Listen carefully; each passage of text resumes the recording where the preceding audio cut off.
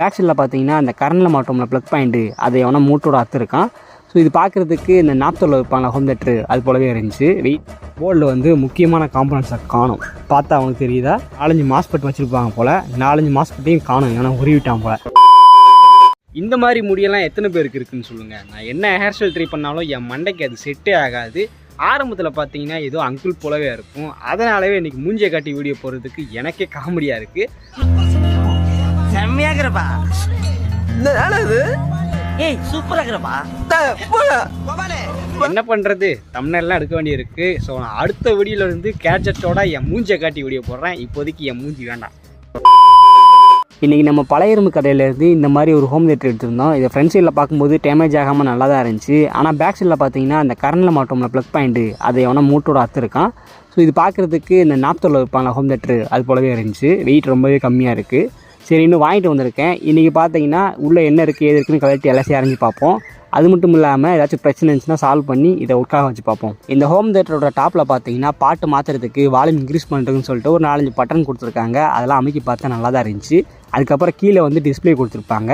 கருப்பு colour plastic வச்சு மறைச்சிருக்காங்க. Suppose இந்த ஹோம் தேட்டர் ஆன் ஆச்சு அப்படின்னா அந்த லைட் வெளிச்சம் வந்து வெளியே தெரியும். அதுக்கப்புறம் எல்லா ஹோம் தேட்டர்லையும் பார்த்தீங்கன்னா முன்னாடி தான் அந்த பென்ட்ரைவ் வருவது அடாப்ட் வருவதுக்கெலாம் இந்த யூஎஸ்பி போட்டு கொடுத்துருப்பாங்க. ஆனால் இதில் எங்கே இருக்குன்னு தேடி பார்த்தேன், சைடில் கொடுத்துருக்காங்க.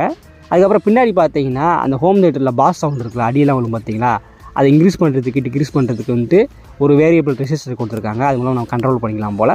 அதுக்கப்புறம் எப்பயும் போல் அந்த பின்னு மாட்டுறதுன்னு சொல்லிட்டு எல்லாம் கொடுத்துருக்காங்க. சரி, ஓகே.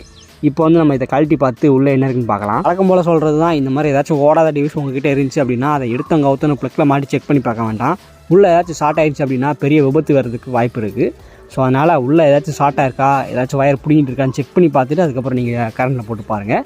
சரி, இந்த டிவைஸ் நம்ம கழட்டி பார்த்தோமா, உள்ளே வந்துட்டு ஒரு சில வயர் வந்து அந்த போய் கிடக்கு. இந்த ஹோம் தேட்டருக்குள்ளே ஊஃபர் பார்த்தீங்கன்னா ரொம்பவே சின்னதாக கொடுத்துருக்காங்க. போன வாரம் பழைய இரும்பு கடையிலேருந்து ஒரு ஹோம் தேட்டர் எடுத்துருந்தோம். அதுக்குள்ளே ஊஃபர் பார்த்தீங்கன்னா நல்லா பெருசாக கொடுத்துருந்தாங்க, நல்லா இருந்துச்சு. பட் இந்த ஹோம் தேட்டரில் கொஞ்சம் சின்னதாக இருக்குது. அதுக்கப்புறம் அப்படியே போர்டு பக்கம் வந்தால் போர்டில் ஒரு 4-5 பேர் கலந்து கிடக்கு. அதுக்கப்புறம் போர்டில் வந்து முக்கியமான காம்பனன்ட்ஸை காணும். பார்த்தா அவனுக்கு தெரியுதா, அந்த சைடில் வந்துட்டு மாஸ்பெட் கொடுத்துருப்பாங்க. ஒரு ஹோம் தேட்டரில் அந்த ஸ்பீக்கருக்கு அதுக்கேற்ற மாதிரி வாட்டை கொடுத்து அந்த ஹோம் தேட்டரில் வந்து பாஸெல்லாம் அதிகமாக கொண்டு தர்றது இந்த மாஸ்பெட்டு தான். ஸோ மாஸ்பெட்டு கூட சைடில் பார்த்திங்கன்னா ஒரு அலுமினியம் வச்சுருப்பாங்க ஹீட்டை ரிலீஸ் பண்ணுறதுன்னு சொல்லிட்டு. இதில் ஒரு 4-5 மாஸ்பெட் வச்சுருப்பாங்க போல். 4-5 மாஸ்பெட்டையும் காணும், ஏன்னா உருவிட்டான் போல். ஹோம் தேட்டரோட அவுட் சைடில் பார்க்கும்போது அந்த ப்ளக்கில் மாட்டோம்ல அந்த வயர் மட்டும் தான் இல்லாமல் இருந்துச்சு, கட் பண்ணியிருந்தாங்க.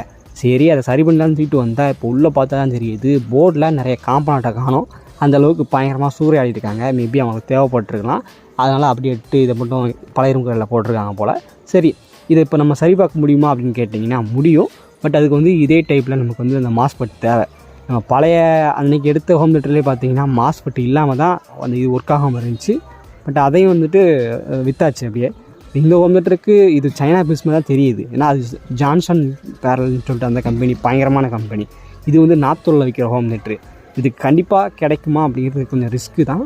ஸோ அதனால் எனக்கு தெரிஞ்சு இந்த போர்டை நான் சரி பார்க்க விரும்பலை. ஸோ ஆல்டர்னேட்டிவாக நம்ம ஸ்பீக்கரை வந்து எதுக்கு வச்சுக்கலாம், அந்த ஸ்பீக்கரை வந்து ஒரு ஆம்பிளிஃபையரில் கனெக்ட் பண்ணி நம்ம பானைக்குள்ள வச்சா கூட ஸ்பீக்கர் நல்லா ஹோம் தேட்டர் எஃபெக்டோட படிக்கும்.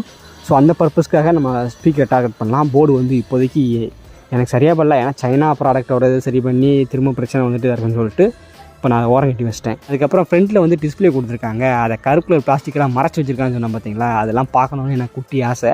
அதனால் அந்த ஃப்ரண்ட் சைட் டோரை வந்து ஓப்பன் பண்ணேன். உள்ளுக்குள்ளே பார்த்தீங்கன்னா 2 போர்டு கொடுத்துருக்காங்க. ஒன்று வந்து இந்த டிஸ்பிளே பட்டனுக்கு, இன்னொரு போர்டு பார்த்தீங்கன்னா சைடில் அந்த யூஎஸ்பி அடாப்டர்லாம் சொல்லுவோம்ல அதுக்கானது.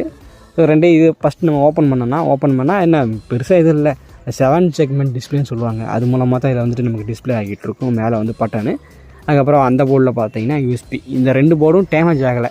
உள்ளே செக் பண்ணி பார்த்தேன், எந்த ஒரு காம்பனண்ட்டும் புகையில, பெருசாக எந்த வித டேமேஜே கிடையாது, சுத்தமாக டேமேஜ் கிடையாது.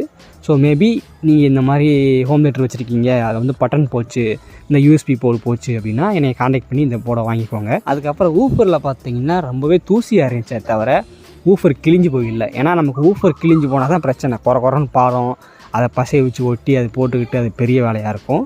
பட் இந்த ஊஃபரில் வந்து அந்தளவுக்கு டேமேஜ் இல்லை.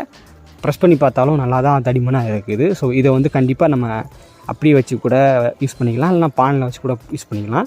ஸோ நான் என்ன பிளான் பண்ணேன்னா, பானை இல்லை, இப்போ இருக்கிற காலகட்டத்தில் எல்லாம் குடம் அப்படி தான் போயிட்டாங்க, பானை இல்லை. அதனால் உள்ளே இருக்கிற போர்டு எல்லாத்தையும் ரிமூவ் பண்ணிவிட்டு இதை வந்து நம்ம ஒரு ஸ்பீக்கராக வச்சுக்கலாம். இந்த வண்டியிலலாம் பார்த்தீங்கன்னா இந்த மாதிரி ஸ்பீக்கர் வச்சுருப்பாங்களே, இது ஜஸ்ட்டு இது ஹோம் தேட்டர் கிடையாது. ஆனால் பின்னாடி வந்து அந்த ஸ்பீக்கருக்கான 2 வயரம் வரும். அதை வந்து நம்ம அப்படியே ஆம்பிளிஃபைல மாட்டி இதை வச்சுக்கலாம் அப்படின்னு ஒரு முடிவு பண்ணேன். ஸோ அந்தளவுக்கு இப்படி கனெக்ட் பண்ணி பார்த்தேன். இப்போதைக்கு நல்லா தான் ஒர்க் ஆகிட்டு இருக்குது. இதில் வந்து மதர் போர்டையோ முன்னாடி இருக்கிற டிஸ்பிளே போர்டு, யூஎஸ்பி போர்டு எதுவுமே நம்ம யூஸ் பண்ணல. ஸ்பீக்கர் மட்டும் தான் யூஸ் பண்ணிகிட்டு இருக்கிறோம். ஸோ மேபி அந்த மதர் போர்டில் வந்து ஒரு சில காம்பனண்ட்டு நல்லா இருக்குது. ஃபெட்டை மட்டும் தான் அட்டையை போட்டிருக்காங்க. மற்றபடி அந்த எஸ்எம்பிஎஸ்ஸு அதுக்கப்புறம் ஒரு சில காம்பனண்ட் நல்லா இருக்குது. அது வேணாலும் நீங்கள் வாங்கிக்கோங்க. அதுக்கப்புறம் வந்துட்டு முன்னாடி இருக்க டிஸ்பிளே, அந்த யூஎஸ்பி அடாப்டர் போர்டு அதெல்லாம் எது தேவைன்னா வாங்கிக்கோங்க.